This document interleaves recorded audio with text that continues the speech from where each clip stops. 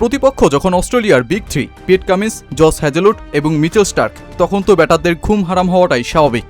তাও যদি ফরম্যাটটা হয় আবার টেস্ট, তাও অস্ট্রেলিয়ার ডেরাতেই, তবে তো সেই ভয়ঙ্করতম দৃশ্যগুলো আরও বেশি আসে। ক্রিকেট বিশ্বে অস্ট্রেলিয়ার উইকেট মানেই পেসারদের স্বর্গরাজ্য এবং এশিয়ান ব্যাটারদের জন্য এক মনস্তাত্ত্বিক আতঙ্ক, যার একটি কারণ উইকেটের গঠন আর সেই উইকেটে জন্ম নেয়া অতিরিক্ত গতি আর বাউন্স, যাই ঘরের মাঠের টেস্টে বিশেষ আকর্ষণে থাকে দেশটার পেসারদের।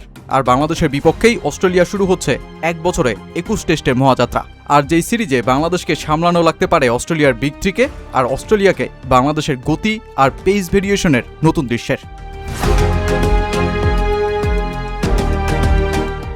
অস্ট্রেলিয়ার পিচে বল মাটিতে পড়ার পর অন্য যে কোনো দেশের চাইতে বেশি গতিতে এবং কাঁধসম উচ্চতায় ব্যাটে আসে, যা ব্যাটারদের জন্য ভয়ঙ্কর হয়ে দাঁড়ায়। এর কারণ অস্ট্রেলিয়ার পিচে কাদার পরিমাণ থাকে বেশি, বালুর পরিমাণ কম।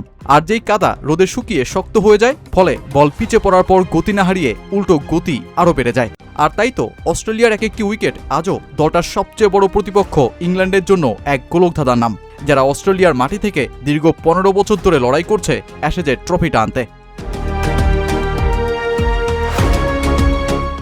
আগামী আগস্টে বাংলাদেশ সিরিজের মধ্য দিয়েই শুরু হচ্ছে অস্ট্রেলিয়ার ইতিহাসের সবচেয়ে ব্যস্ত সময়ের 21 টেস্টের লড়াই। আর যেই 21 টেস্টের একটিও মিস করতে চান না পেট কামিন্স। এমনকি আরও 2 সতীর্থ জস হ্যাজেলউড এবং মিচেল স্টার্কের সাথে জুটি বেঁধে 21 ম্যাচই খেলতে চান তিনি। অর্থাৎ এটা বাংলাদেশ ব্যাটারদের জন্য একটা অগ্রিম অশরীরী সংকেত। ঠিক যেই দলটা 2003 সালের পর প্রথম দ্বিপাক্ষিক সফরে যাচ্ছে অস্ট্রেলিয়ায়, আর 2017 সালের পর টেস্টে মুখোমুখি হচ্ছে মাইটি অজিদের। পিঠে চোট কাটিয়ে আইপিএল দিয়ে ফেরা পেট কামিন্স অ্যামাজন প্রাইমের এক অনুষ্ঠানে বলেন, শরীর দারুণ অনুভব করছি, স্ক্যান করিয়েছি, সব ঠিক আছে। এখন পরবর্তী ধাপ হলো দিনে 20 ওভার বল করার মতো প্রস্তুতি নেওয়া এবং পরদিন আবার উঠে একই কাজ করার সক্ষমতা অর্জন করা, যেমনটা টেস্ট ম্যাচে করতে হয়। আমি আশা করছি সব ম্যাচ খেলতে পারবো, কিন্তু পথে নিশ্চয়ই কিছু না কিছু সমস্যা আসবে। একই 3 জন বোলার যদি 21টি টেস্টই খেলে, সেটা খুবই বিস্ময়কর হবে। কিছুটা রদবদল হতেই পারে। এমন সূচি সত্যি অভূতপূর্ব।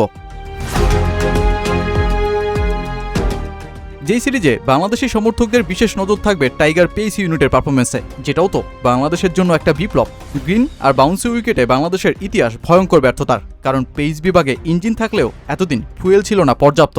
তাই মারাড়া ক্রিকেট স্টেডিয়াম, যেটিতে বাংলাদেশের হাত ধরেই প্রথম 2003 সালে পুরুষদের টেস্ট হয়, আর এবার গ্রেট ব্যারিয়ার রিফ অ্যারেনাতেও বাংলাদেশের হাত ধরেই পুরুষদের টেস্ট অভিষেক হচ্ছে। 2 মাঠেই নাহিদ রানা, তাসকিন আহমেদের গতি, বাউন্স, ইয়র্কার আর সুইংয়ের ভূমিকাটা কেমন হয় তা দেখার অধীর আগ্রহে টাইগার ফ্যান্সরা। অস্ট্রেলিয়ার এক একটি উইকেট যেখানে পেসারদের স্বপ্নের ময়দান, ঠিক যেই আদর্শ উইকেটে নাহিদ রানার হবে অগ্নি পরীক্ষা। সাথে সেই সিরিজে নাহিদ রানা কি তার বোলিং গতি 155 কিলোমিটার প্লাস প্রতি ঘন্টায় তুলতে পারেন কিনা, সেটাও তো দেখার বিষয়। এর আগে নিউজিল্যান্ডের বিপক্ষে বেওবলের গ্রিনফিল্ডে ইবাদত হোসেনের 7 উইকেটে ভর করে জয় সেই আত্মবিশ্বাসের শক্তি যোগাবে। তাই আগস্টের যেই লড়াইটা হবে অস্ট্রেলিয়া বনাম বাংলাদেশের পেস যুদ্ধের।